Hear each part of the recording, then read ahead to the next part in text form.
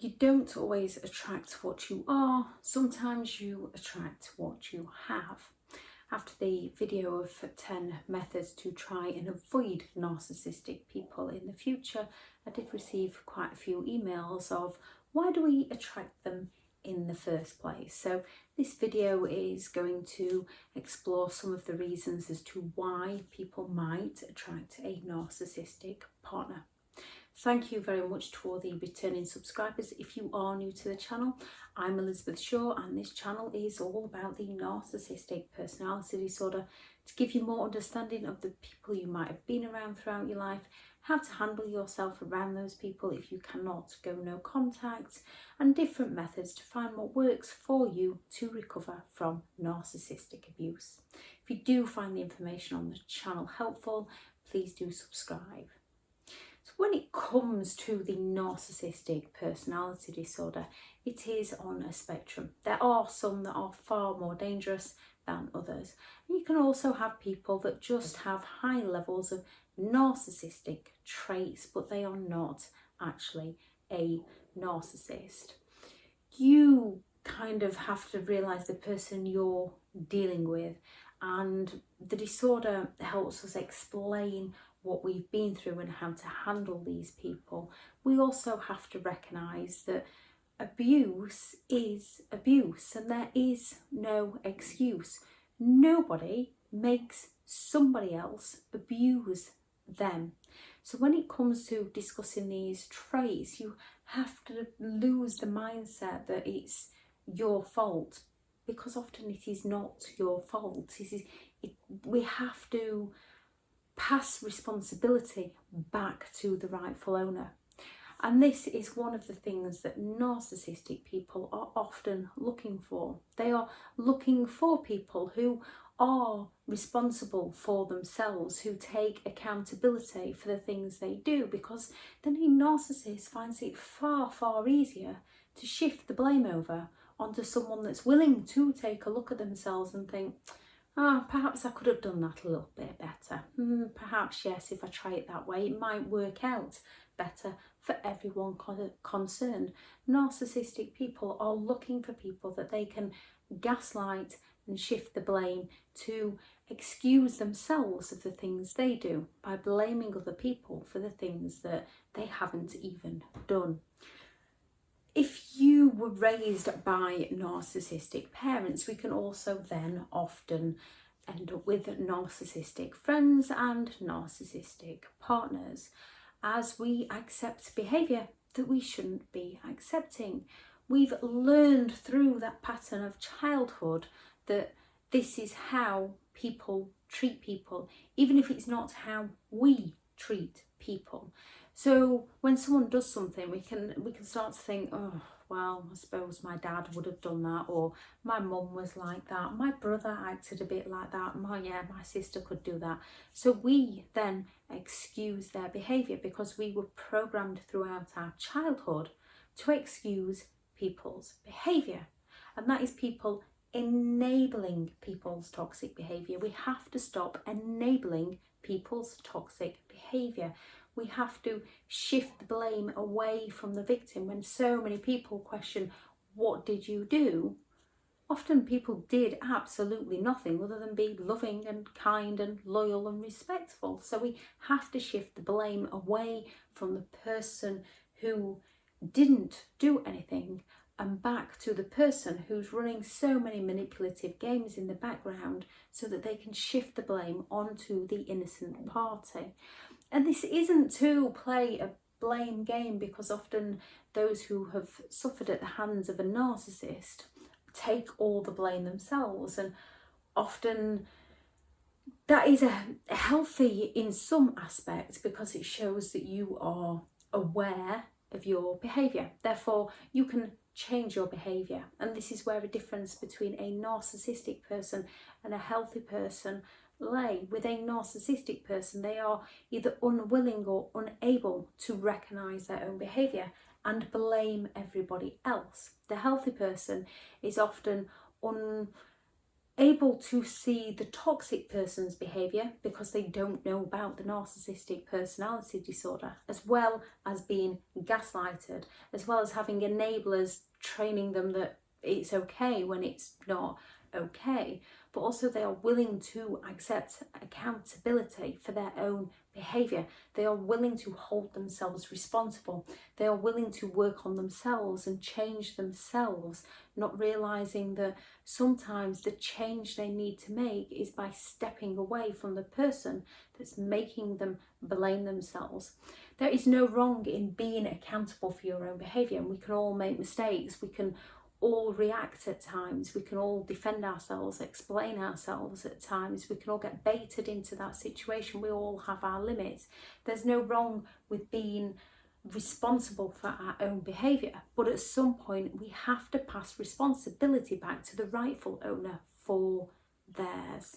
So narcissistic people also often go for people that have a willingness to forgive people, a willingness to overlook other people's faults and failings and mistakes because they know that they make them, and focus on their own. This is perfect for a narcissist because they can hurt people time and time again, knowing that person is going to forgive them. And forgiveness is something that's individual to everybody. We have to forgive if it's holding us back from living a happy life in our present or creating a happy life in our future.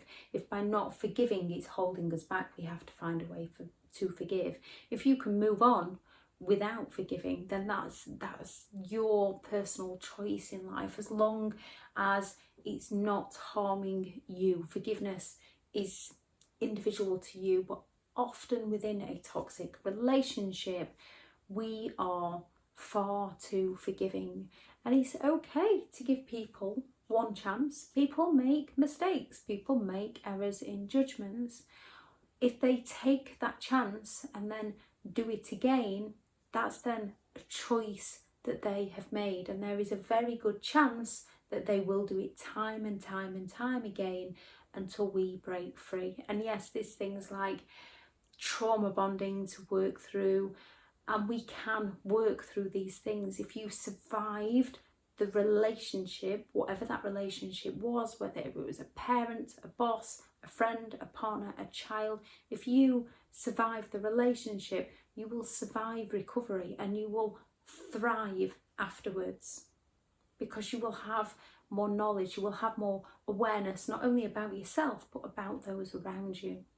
And forgiveness comes into the trait of an empathetic person, people with empathy, people with a willingness to try and understand another, people with a willingness to explain themselves, because a narcissist loves people who try to explain themselves, because a narcissist likes to use these very explanations against people. So people with some compassion, so that they will care for the narcissist, and this leads into people who are willing to help people. Narcissist loves exploiting people, so if they can find someone that's willing to do all they can to help the narcissist, this is perfect for the narcissist games. Someone who has a positive outlook on life, often at the start of the relationship. Even if you had narcissistic parents, you can still end up having a positive outlook on life. When it comes to a narcissistic partner, when it comes to a narcissist, they have that grandiosity. They are preoccupied with ultimate success of their ideal. They have that belief that they are special. They feel quite low inside, whether they know that or not, whether they can recognize that or not.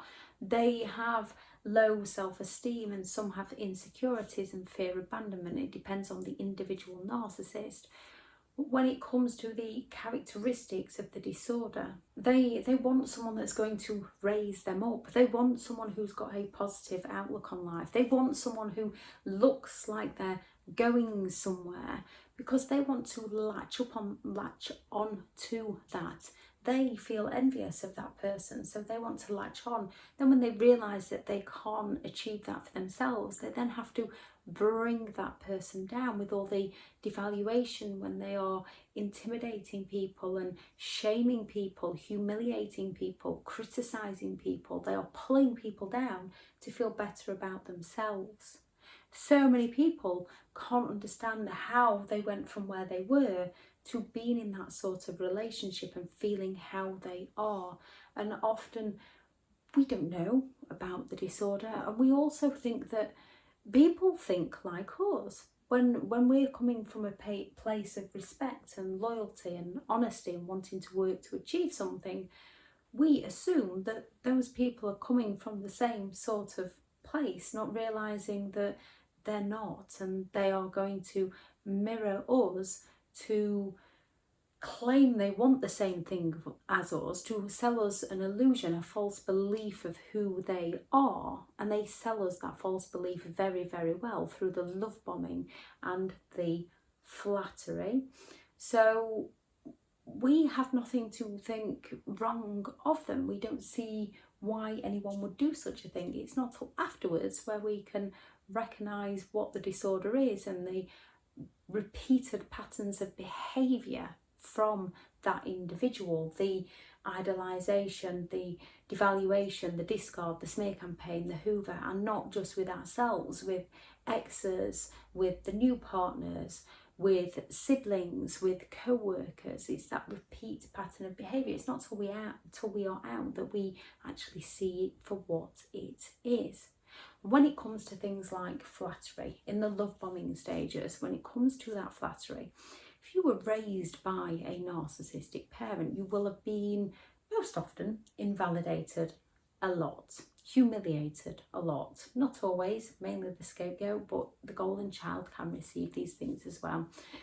So when you are then being flattered, you might not actually be able to accept, you might believe they are compliments because it can come across as compliments when it's actually flattery, because it's that excessive praise and it's not personal to you. They just pick up on things. So when they're offering you that flattery, you might not be willing to accept it as such because you've never really received it in your life. You also might feel rude by pulling them up on it, or not thanking them for it, or not, they've got you in that place where you want to feel grateful. And if you had narcissistic parents, you are trained to feel grateful for every little drop of love or attention that you get. You are trained to feel grateful for that. So when someone's showering you with flattery, you almost feel that you need to be grateful to that person, not realizing that they are using flattery to hook you in, to create that emotional bond so that they can further down the line manipulate you, and not, you don't recognize what's actually happening. People who are humble, people who are loyal. When someone is a humble person, the narcissist knows that that person isn't going to go around telling anybody and everybody their business. Therefore, the narcissist can go around telling everybody and everybody their business without that person knowing. They know that person might not want to stick up for themselves in a certain way. A narcissist will bait any way they can. They will sell other people a story about you, then they will bait you to get the reaction to match that story that they've sold somebody else. And when it comes to loyalty, narcissistic people look for loyal people because they know that you're not going to abandon them. They know you're going to do all you can to try and make it work with them. People who are reliable and honest, as these people aren't going to go around deceiving other people, so the narcissist knows that they can rely on that person. When it comes to attracting people, you don't always attract what you are or who you are. Sometimes you can attract narcissistic people who are envious of who you are, or who can exploit the qualities of who you are and use them against you. And yes, you can have a narcissist that attracts a narcissist. With this, they are selling each other that illusion, and these relationships are usually highly volatile, very, very quick, and break off very, very quick, and they don't always have that push-pull of coming back together. They usually figure each other out pretty quickly and swap. And there is another side to this when it comes to narcissistic people, those that aren't aware of their behaviour, those where it's more of an impulse. When they are getting together with people or making new friendships, they might think that people think like them. Therefore, they might see you as a person that's putting on that grandiosity act. They might see you as a person that's coming from a place of arrogance and not confidence, or they may not know the difference between arrogance and confidence, as we often don't know the difference between arrogance and confidence. So they might just be coming from a place of they need to move in fast. They need to manipulate and gaslight you quick before you see what's happening to you, so that they can get the better of somebody else. It's never anything that you have done. It is on them. It is who they are as a person. If you don't go around exploiting people, if you don't go around feeling entitled to just take what you want from people, if you don't go around destroying other people's lives, if you care about other people, you didn't do anything. It's just who they are as a person. And another thing that narcissistic people, another quality that narcissistic people like in people, is a willingness to help others, because they know that you're always going to be there trying to help them, trying to do your best by them, trying to make them happy, giving them the attention, trying to raise them up while they slowly pull you down.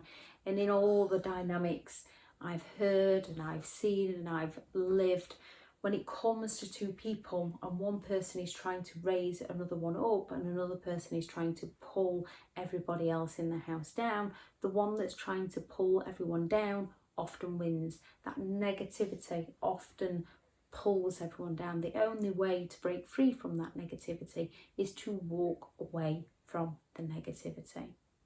So when it comes to not attracting people like this in our future, I shall add the video in the description to those that haven't seen it, because that explains in a lot more detail. But it's things like creating our boundaries, staying in our reality, learning to listen to ourselves and who we are as a person. We do have to work on that, because often the voice that we are listening to might have been subconsciously programmed into our subconscious by somebody that's trying to pull us down. So we do have to work on that. We have to remember that not everyone is coming from the same place that we are coming from. We can give people one chance, but we have to stop giving them a second chance. We have to stop looking at those in your face, over the top people as confident people, and start recognizing where their arrogance comes into play, whether they are boasting and whether they are humiliating others. Starting to take our time and recognizing people for who they are and not who they sell themselves to be. I shall add the video in the description, because this is 20 minutes anyway, so I'll add the video in the description that explains a lot more on how to avoid narcissistic people in the future. Remember, you're allowed to be aware of your own behaviour, but you have to pass responsibility back to the rightful owner for their behaviour. You don't have to go up and say this to their face. You just write it down, recognise it in your own mind, so that you are not trying to work on issues that aren't your issues. If anyone has any other ideas of why people attract narcissistic partners, please do add that into the comments, as you never know who it might help. Thank you very much for listening, and I hope everyone goes out there and creates the day that you deserve, because you do deserve to have an amazing day. Bye.